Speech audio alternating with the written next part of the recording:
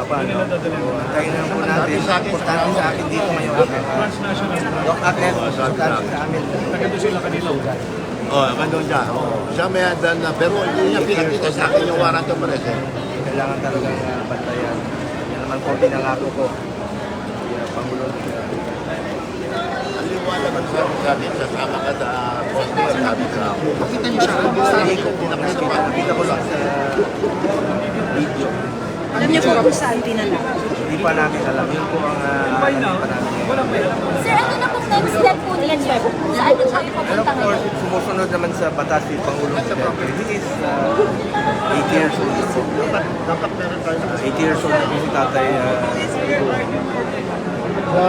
Ginawa lang yan trabaho sa Prame. para sa Prame siya. Surprise pa kayo, sir. Kasi yung lawyers arrest na ginawa I think nandun siya, kasama na natin si... in-expect na po namin kami. Marami na po kaming naririnig ng mga nakaraang araw. Sabay po ba kayong dumating sa loob o hindi? Hindi nga ako pinapasok dito eh. Okay. Actually, pinagbawalan kami, doktor, kasama ko yung ambulansya, dahil importante nga sa akin yung kalusugan niya. Unahin muna natin ang kalusugan before anything else. Samantala sa akin, Tinawag yung pass namin. Hindi kami pinapasok. Hanggang VIP, sir, hindi kayo pinapasok. Hindi kami pinapasok. Hindi kami, mga doktor niya, dala namin yung ambulansya. Anyway, sa mga kababayan ko, hinahon muna kayo. Antayin muna natin, alamin muna natin yung katotohanan. Yun lang pong pakiusap ko sa inyo lahat. Siguraduhin muna natin na ligtas at maayos ang kalusugan ng ating Pangulong Duterte. Sa pakilinaw, anong estado ngayon? Inaresto o hindi? Hindi ko po alam. Hindi namin alam dahil hindi po kami pinapasok. So, upon arrival ba, sir? Upon arrival Diretso po, na? hindi ko kami magkasama. Nagbalikan lang po ako nung overnight lang po. Pero But he was taken sinundo out po of siya? custody, sir? Sinundo siya, sir, from the tube. Nasa custody siya ngayon ng PNP. Saan po dinala?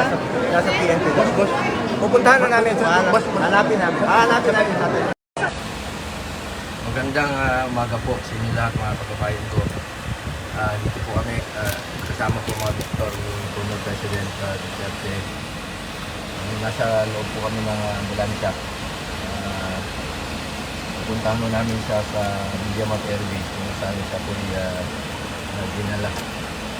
Hindi po na-check up kanina ng mga doktor niya. Kailangan mo lang masiguro natin na nasa maayos po ang kanyang kalusugan dahil paggabi po ayon sa kanyang pamilya ay masakit yung likod niya. Kaya dala po tayo ng ambulansya ngayon sa Ferdinand Santos. Ito po, gamit.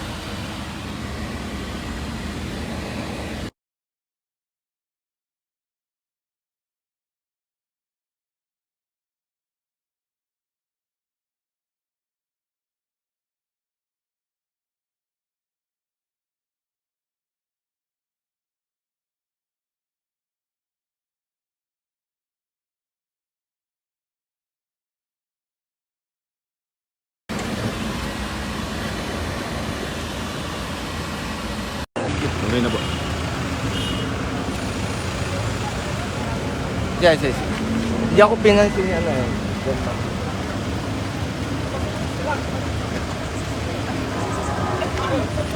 Alive ka? Opo.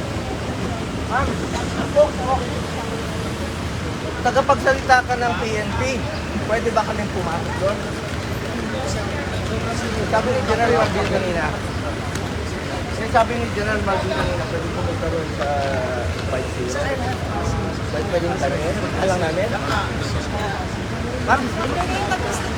Pwede po tagapagsalita ng PNP. Officer, please handle the best president of the Philippines very well. Treat him well. Senator. Oh, tumatakbo si ano. Senator. Ayaw niya magpa-interview ah. Bakit ganyan? Dapat kinaharap. Person, ayaw mo sagutin. Ano tinanong niyo, sir? Ano tinanong niyo, sir? Sabi ko, saan ba pwede puntahan? Kasi kanina sabi ni General Marbil, dadalhin daw doon Tinatakbuhan na si Senator. sa airport. Oo. Sa Mediamat. Ngayon, ayaw lang po sa atin. spokesman ko ng PNP. Sir, hawak na po nila, hawak na si PRRD. Hawak naman nila si PPRRD, sir. Senator. Kaming ambulansya. May dala po kaming ambulansya. May doktor dito, may procedure sa bukas. Oo. Karapatan ng Pilipino yan. Oo. Di ba karapatan ng Pilipino? Medical muna. What will happen to him, Sen. DG? Sir, ano sabi Sir, sa inyo? ang plano nyo, ilalaban nyo dalhin muna sa ospital bago. Kailangan muna, check upin muna ng doktor. Pero nasa kanila na, sir. Sir, saan po yung dinaan, sir? Hindi saan po yung dinaan? Kami pinapasok. Apo, saan po yung dinaan, sir? Sir, panawagan po natin. Panawagan po natin sa taong bayan. Pagdasal niyo po ang kanyang kalusugan. Pagdasal niyo. Ingat po. Magandang umaga po sa ating mga kababayan. Papunta po kami kay ating Pangulong Duterte. Kasama ko po ang mga doktor niya. At reviewin muna natin ang kanyang kalusugan dahil kahapon may reklamo po siya, sumasakit ang kanyang likod ayon sa kanyang pamilya. Kaya nagdala po kami ng kagamitan at ambulansya. Importante po at karapatan ng bawat Pilipino.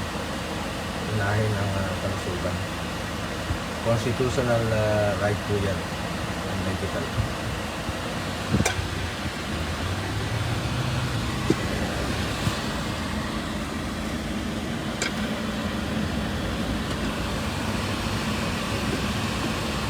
Ayon sa ulat ay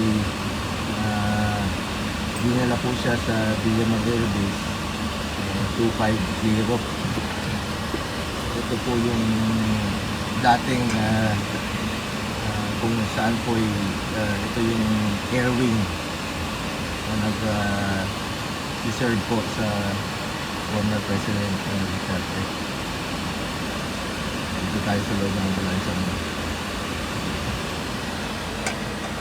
Pagdasal niyo po si dating Pangulong Duterte. Importante sa atin lahat ang kalusugan. Former President Duterte. Sir, bali nagpatawag yan ng kanyang mga doktor. Susunduin nyo ngayon si Kanina po, Presidente. kasama ko yung doktor niya, hindi kami pinapasok. Hindi po kami pinapasok kanina ng security ng airport. Ay, utos raw po. So, sumunod kami. Even with the doctor, sir? Sumusunod lang po ako. Naintindihan ko naman yung mga... Hello, pakisagot muna. Hindi. Pakisagot muna yung maingay. Sir, meron bang sinabi sa inyo si Presidente na hindi magandang pakiramdam kaya nagtawag na kayo ng doktor? Or you're just concerned? Actually, aside from being concerned, excuse me po, pwede pakisagot lang po muna yung call sandali para matuloy na. Yan. Aside from being concerned po sa kanyang kalusugan, yan naman po pinangako ko sa kanya noon pa hanggang sa pangtanda niya yung kalusugan. Opo. That's why Mas importante po sa akin ang kalusugan niya. Okay. At nandito ang doktor niya, pumunta kami ng maaga doon, hindi kami pinapasok. At karapatan po ng bawat Pilipino, kahit sinong Pilipino, ang ma-check up muna. Constitutional right po natin yan. Alright. So, Kaya nandito yung doktor niya. so ito ngayon, sir, susubukan nyo pong pumasok at puntahan si Presidente po. Nasa Tingnan muna VIP natin lounge, ang no? kanyang kalusugan. Alright. Papabili rin ako ng pagkain niya. Alright. Sige, sir. Sir, tama ba? Dinala siya against his will? Hindi ko pa po masasagot yan sa ngayon. Antayin lang po natin ang kanyang abogado. May kasama naman po siyang abogado, si former Secretary Mejaldea. Opo. Hindi ko po alam kung ano yung papel na pinakita sa kanya. Sir, hindi siya na-check kanina, physically, medically, bago po siya dalhin dito? Hindi ko po masasagot yan dahil hindi po kami pinapasok. Kaya nga po may ambulansya kami rito. I see. Ito ang gamit ko. Alright. So, kayo na po sir nagtawag nito para madala po si sir sa Cardinal? Actually, schedule talaga namin itong magdala ng ambulansya para masigurado. Upon his arrival po? Dahil he is scheduled for medical check-up tomorrow. Medical procedure tomorrow. Alright. Okay po sir. Thank you very much po sir. Salamat po sa mga kababayan Sige, natin. Manghinahon po kayo. Keep calm. Pagdasal niyo po si dating Pangulong Duterte. Pagdasal muna natin. Alright. Importante sa kanya ang kalusugan. Alright. Sige. Thank you sir. Ingat din po kayo. Salamat po. Thanks, SBG. Kausap ko yung pamilya niya. Kausap ko yung si Ma'am Hanilet, nakausap ko si former Secretary Medialdea. Nandun daw sila sa loob ng kampo sa Villamor. So inaantay namin makapasok po ngayon. Sir, ano lang sabi sa inyo? Pagkababa ng eroplano, kinuha na siya ng Interpol, gano'n? Hindi ko alam kung sinong kumuha sa kanya, pero may mga pulis. At hindi ko kami pinapasok, pinagbawalan po. Ako, ang mga doktor niya. Doktor po ang kasama ko. Oo. Sir, may sabi kasi na yung arrest warrant daw po is from Interpol. Hindi ko pa po makukonfirma yan. Pero saan daw po ididiretso si PRRD, sir? Yan po ang hindi pa namin masasagot sa ngayon. Magbabalita po kami sa inyo upon makita natin. Kuya, sir, kamusta daw po Ito ka, tayo, para komportable sila. Ayun, para sa lahat. Sir, kumusta daw po si PRRD? Hindi ko pa po masabi kung nasa maayos siyang kalagayan dahil kagabi po masakit daw po ang kanyang likod. Kaya siguraduhin muna natin na sa maayos siyang kalagayan. Dito po yung mga doktor niya, saka yung medical team. Sir, after po na mahawakan ng PNP si PRRD, paano po ba? Isasailalim po ba siya sa medical check-up muna bago po kunin ang tuluyan ng PNP? Karapatan po ng Pilipino na magpa-check up muna siya. Tingnan kung nasa maayos yung kalagayan. Hindi nga kami pinapapasok eh. Pero sir, ano po yung sabi ng pamilya niya? Chinek up muna ba siya bago siya kunin? Hindi ko pa po masasabi.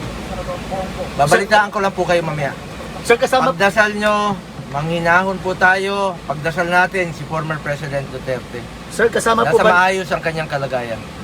Sir, kasama po ba ni FPRD si Vice President Sara Duterte? Sa pagkaalam ko, hindi po yata. Sir, sino lang yung kasama niya ngayon na immediate na maalalay sa kanya? Anak niya, apo niya, at yung kanyang nurse, at saka si former Secretary Anak Medialdea. Apo, sino pong anak, sir? Si Kitty po. Ayun. Okay na kayo, guys? Okay na. Salamat Sir, po. salamat po. Salamat po. Ay, sir, last na lang, sir. Against his will po yung pagka-aresto kaya PRD? Hindi ko pa po masasagot sa ngayon, but sumusunod naman po sa batas. He is a lawyer, abogado po si dating Pangulong Duterte. Sumusunod po yan sa batas. Sir, bailable daw po. Anong gagawin yung hakbang kung didiretso na siya, kunin na siya ng Interpol? Pwede ba yon? Legal muna, legal. Sir, bailable daw po yung inciting to sedition. Magbe-bail po ba? Hindi ko po alam anong kasong sinampa sa kanya. Okay na. Ayun. Salamat po. Thank you, sir. Salamat Thank you. po. Salamat Pagdasal po, niyo sir. po, manghinahon kayo. Pagdasal niyo po si dating Pangulong Duterte. Mahal natin si Tatay Digong. Mahal na mahal po natin siya. Importante yung kanyang kalusugan. Sir, ano po? Ginawa niya ang lahat para sa bayan. Sir, Minahal niya tayong lahat. Pagdasal natin siya. Bilang ganti, pagdasal po natin siya. sir, ano pong implication nito sa mga Pilipino? Manghinahon lang po kayo. Sir, papasok ba kayo sa loob?